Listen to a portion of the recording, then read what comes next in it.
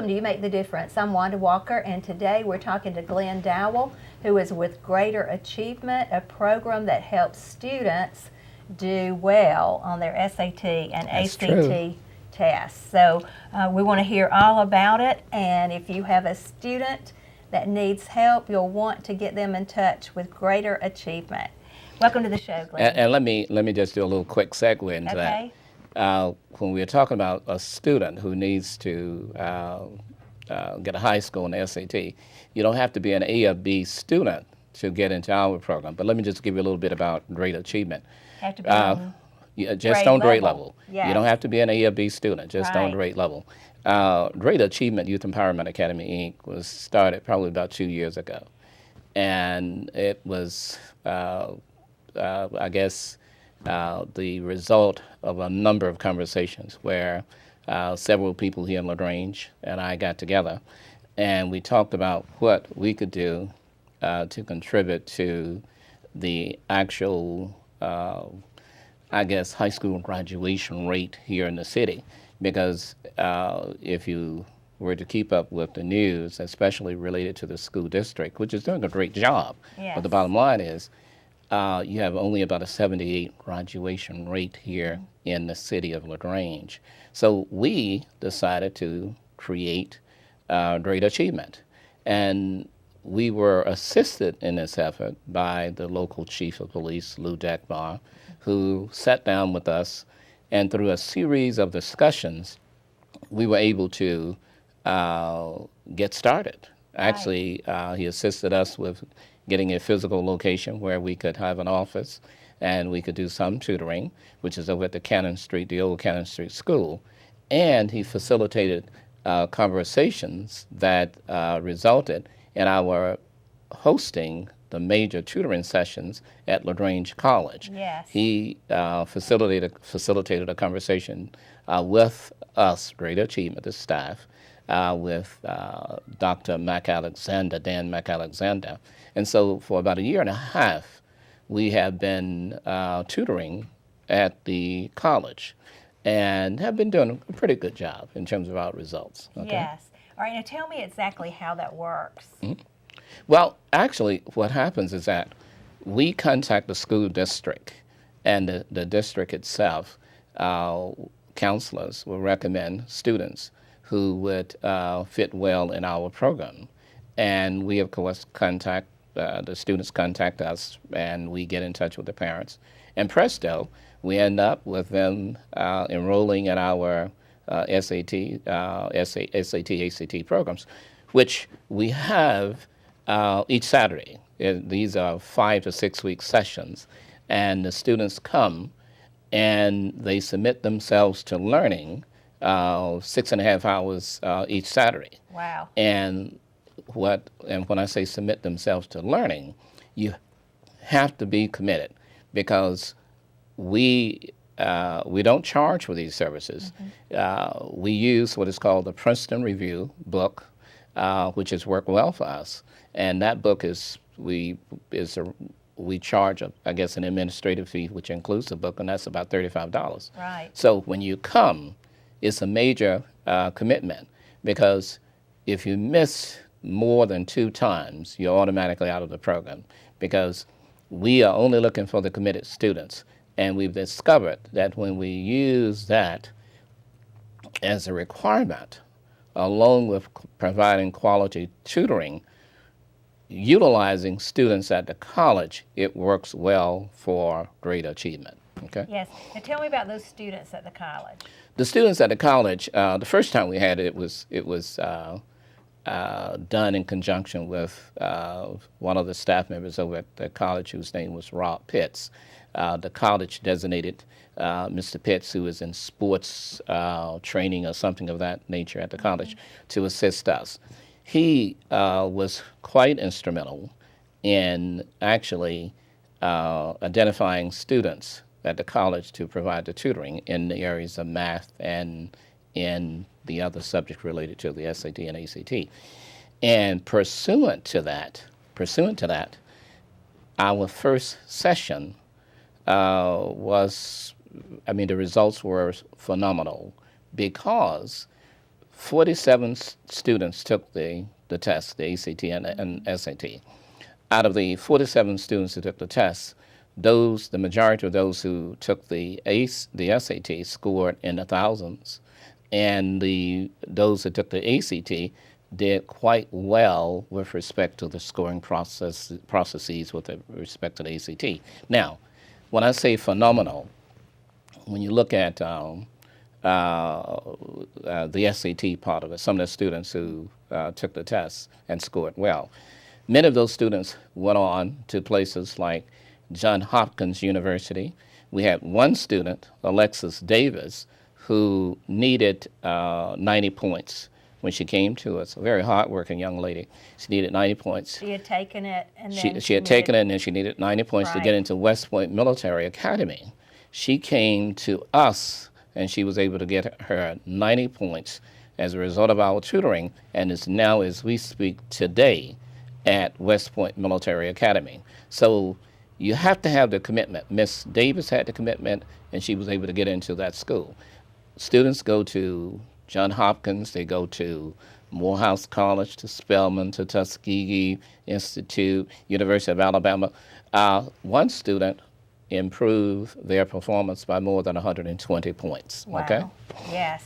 And so during the class, the students are able to work on the things that they don't understand. I mean, specific to them. Is Absolutely. that correct? And that's important, because when you look at it, when it comes to the SAT, the message which I give to the students immediately is that you have tutors who come here from the college who That have made really good that scores have made very good scores themselves on their SATs, SATs and ACTs. Right. So if you are weak in an area, before you leave, that weakness should become a strength, because it's your fault. And we are not, we don't tease when we say that.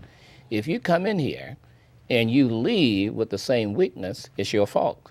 Because each Saturday, I'm preaching to the students that you need to talk with the students, the tutors, about your weaknesses. You need to let them show you how to work any problems that you may have with respect to the ACT or the SAT. Where do you need help? That's where do you need help. Yes. So you don't get it sitting quietly. So as such, were you to come into a class that's being tutored, it's wonderful, because you see how intense the students are and how serious they are about learning, and understand that we are about business. So if you come in with the right attitude, you come in ready to work, you know what your weaknesses are, because that's a pre-testing that we do, that it is still primarily your responsibility to let us know where you are weak, so that we can make that a positive. And that has worked well for us so far. And I'm sure the students enjoy interacting with the college students. They do. Yes. Again, the students from the college has been very nice to us. The college has been very nice. The students, to give you a very, very good example of how dedicated the students are, and I paused only because I was trying to think how far our office is from the college.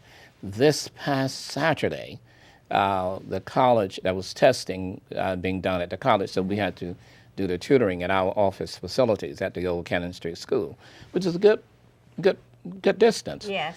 We had one of the students who was so dedicated that he walked from the college to the physical facilities where our Wow. offices are to tutor.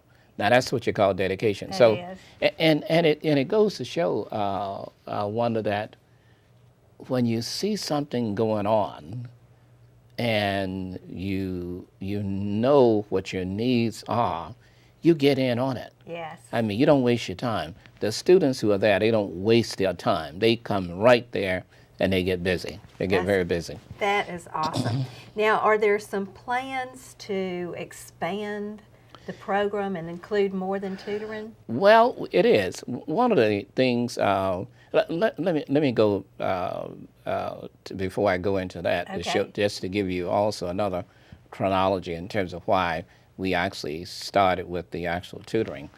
Some years ago, uh, I had the privilege of working in one of Atlanta's. I was as an administrator there in one of Atlanta's most violent high schools. Okay, and I'm going to continue with the line on the SAT, and to give you, I guess, my perspective in terms of why this actually works, and because this is the actual foundation. In the school where I was assigned, violence and mayhem was just a part of the everyday life there at the school. And what I did when I got there, I first of all I said, well, let me just make this a good stay while I'm here. First of all, I was in pursuing information related to the SAT itself. I discovered that only in the preceding 10 years, in terms of when I was there, they had only had about 4 students who had scored 1,000 or more on the SAT at any given year. Okay, Yes. so what I did, I got the involvement of Georgia Tech.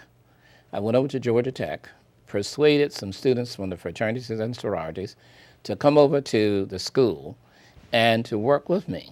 So on the tutoring. So on a Tuesday, you would have the students from Tech to come for the math, to do the math part of it during the academic day. And on a Thursday, they would come for the verbal part. Now, when all was said and done, 32 students that year scored 1,000 above on the SAT. Yes. 32 students scored. Yes. The student who scored the highest was a young lady by the name of Kamchaka Ward. I couldn't even pronounce her name myself. Her name was Kamchaka Ward. But let me share the beauty of that. It was featured in the Atlanta Constitution and the major media. You had the old governor from California, Arnold Schwarzenegger. He came down to the school. Oh, wow. You had General Electric gave the school $1 million. Wow. The principal, whose name was William Shepard, was invited to places like Oxford of England and Harvard to look at how you could change the environment of a very violent school into something that could cause students to be proud of themselves. Yes. And that was a pilot for what we are doing right now. I had to get that in. Yes, and I that's got wonderful. to talking about something else, Yes. but that's what we did. But now, we are looking at something else. We're looking at something called Blueprint for Leadership. And the Blueprint for Leadership, in terms of our expanding future program, has to do with a rite of passage program. When you look at around the country, especially in the major urban environments, and let's take Chicago as an example. Okay. In Chicago, if I'm not mistaken, in 2015, you had 750 or 762 kids, 2015, 750 or 762 people who were killed in Chicago. And 58% of those were young men, unfortunately. Though that's a kind of rite of passage that we don't need, because something is happening there that needs to change. Unfortunately, we're seeing quite a lot of it, not to that magnitude, in other cities.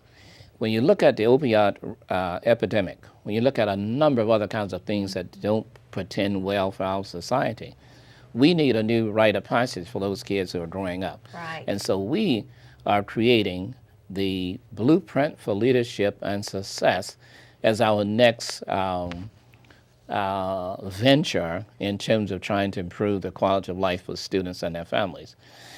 It's a program that is goal-oriented. It's one that assists the students in identifying his or her self-worth. It defines the person's place in the universe, essentially, and says to that person, you can, in fact, be successful. And you got to participate in it, and we have to be a part of it in terms of changing this negative behavior that we see into something that will end up being great for our society. and that will cause us not to be selfish. It will cause us to look at every child as our child, as Yes. being a parent, and giving real worth to it takes a village to raise a child. We have to give worth to that. Yes. And so how does that work? Like I know there are sessions that the young people come to and their parents come to, but tell me how one of those sessions might work. Very good example. Let's take, for instance, first of all, we're going to work with students in grades 6 through 12. Okay. And it begins with the identification of one's self-worth. Who are you? What is it that you think about yourself? It used to be something like this, the looking glass self. What you see in the mirror is not necessarily what other folks see in you. So we challenge the young man or young woman to go and look at what others think about him. And how does that measure up with how he thinks about himself? All too often, kids, when I've looked at gang members, when I've gone into the juvenile detention facilities, and especially as a result of doing it was a home box office piece where I was a moderator. I just thought about that. And the piece was called Violent Minds, Violent Times, about kids who kill. It was in terms of interviewing the kids, Yes. I discovered, and these were kids who were young murderers, but were Right. in detention facilities. The thing that they said the most is that they didn't have self-worth, and that they didn't feel a part of anything. And it was a challenge almost to the churches, because they were saying they wanted somewhere where they could feel in instead of out. Right. And the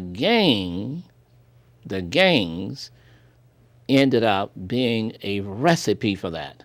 And they didn't realize at the time it's a recipe for disaster. Right. But they felt comfortable being a part of a gang. So I'm looking at a program that will cause a connection within the family if it's a loose connection.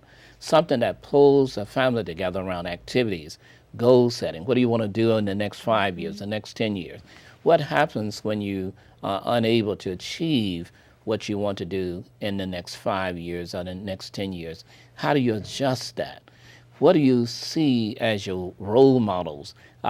Respect for women, respect for Right. yourself. The entire piece. It's about 7 modules that we go through.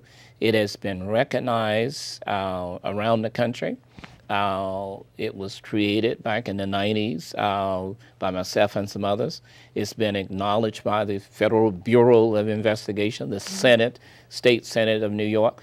And if you were to look at, let's say, Glenn Dowell and Los Angeles Times, it was used as a result of this particular piece that we were doing in terms of working with kids, juvenile offenders, using a blueprint.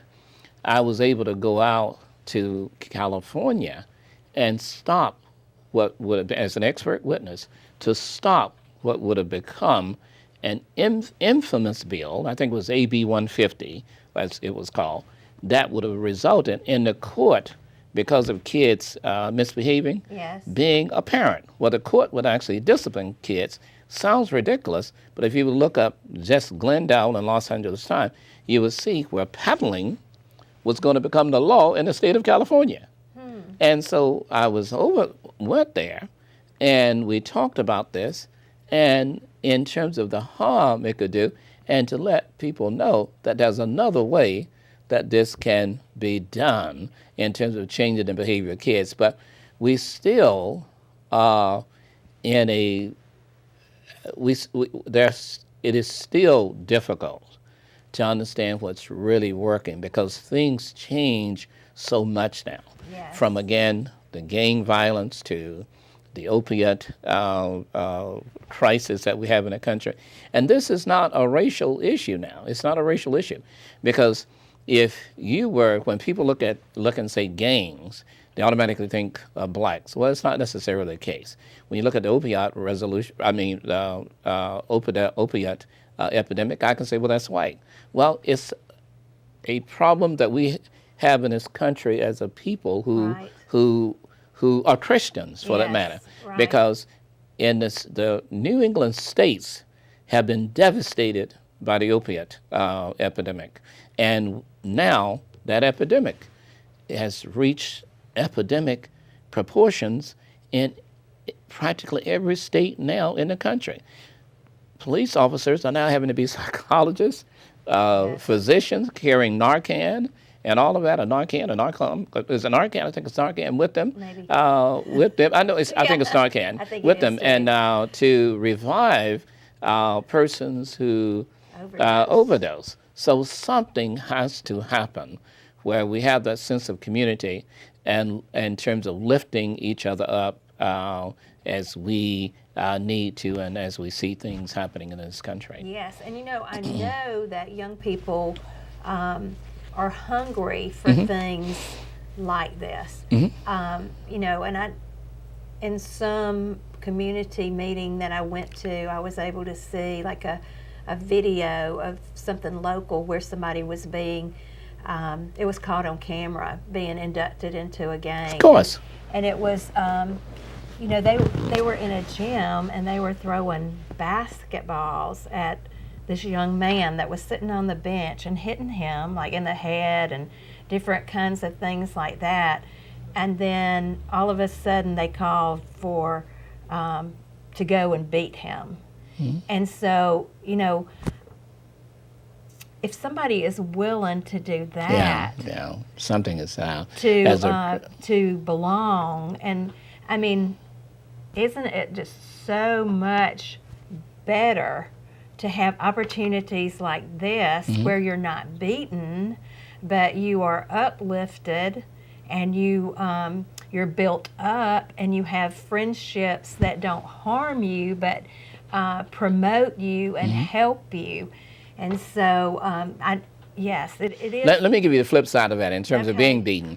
A typical rite of passage in some gangs is when a person actually goes and shoots or kills another. Yes. I have a friend who was a former colleague, and she was riding in a part of the city in Atlanta, and she was carrying a friend to the mall or something, and as part of a rite of passage for gangs that were in the area where she was traveling, gang members had to actually shoot and prove that they've actually killed someone. Yes. And she survived. Her passenger was shot, but she survived. In many instances, they have to cause harm to others, and that's the flip side of it. Another rite of passage has to do with when you, in places in larger cities, and also in Atlanta, a gang member's initiation rite could be going and knocking an adult down, and a person who is no relationship to you, knock that person down, cold turkey, and get it recorded. So they're on the flip side of what we were talking about in terms of being abused themselves. They have to, as part of a rite of passage in some gangs, you have to go and abuse others. So something has to change in this country. Yes. Something definitely has to change. And we want to do it a little bit at a time. So those persons who are interested in their child, 6th through 8th grade, and your child doesn't have to be acting up. Right. He doesn't have to be in juvenile court. He doesn't have to be misbehaving. This rite of passage that we are talking about, the blueprint for leadership, is what it says. It's a blueprint for leadership and success. Right. So if you're interested in it, and let me say this very slowly, call me. My name is Glenn Dowell, and the telephone number is 404-680-8244. Because we're going to be kicking this blueprint off in March. That's when we want to kick it off. Great. So those parents who are interested in their child going through these modules so that you can see some positive results. It's like our SAT. The SAT is not anecdotal. It's not anecdotal. Either you do well or you don't. And if you do well, either one, you're going to have a score. So what we do is pretty much evidence-based. We're not doing anything that says you came, you were in our program, oh, you had a good time and all of this other stuff. We want to take that further. We want to have some measurable results which will say, I can do this. I can become successful. Here's what I learned from this Blueprint for Leadership program. ACT, SAT, that's definitely evidence-based because when you come, you have to do some hard work. Yes, that's some hard but pleasant work because it's something that someone is there to assist you with. So when you come, you submit yourself to learning, presto, I can get into Auburn. I can get into Morehouse. Yes. That's what we can do. Yes. Okay? And with the Blueprint for Leadership, these young people will learn some things that I think that I didn't run across this material till I was an adult. You know, like things, how to communicate, and you know, how to give feedback when somebody communicates to you, so that you make sure that you're understanding what that person Conflict says. resolution skills, Yes. like you say, communication, how you can not necessarily use I and become a collaborative spirit. That's what you want to do. And you can disagree without being disagreeable. Yes. Those kind of things. You're absolutely right. And so, you know, I just feel like this is an awesome opportunity for young people to learn this information at an early age, and it will help them communicate better with themselves. It will help them communicate better with their parents, their teachers, and it will promote them in the community. I believe they'll stand out, don't you? Right, I do. And the other part of this is that since you have around the country so much contention and conflict with law enforcement, that's a piece that's included in our Blueprint for Leadership as well. Yes. Because what we are doing is making sure that youth, especially in the minority community, see law enforcement as a bonus. See them as agents of positive change and not as something to be feared. We want law enforcement to be a part of this, and with Lou, I know it's going to happen. Lou Deckman, the chief of police here, we've already pulled that together, but that's another major part that we will have here, which is law enforcement, so that law enforcement will become a partner to what we're doing, and youth will begin to see them as something friendly and not to be feared. That's awesome. awesome. And respected. Okay, good. We just so appreciate what you're doing with the SAT and the ACT scores, and also bringing the Blueprint for Leadership to Troup County. And I'd just like to thank you for watching You Make the Difference, and remind you again that you truly do. Okay.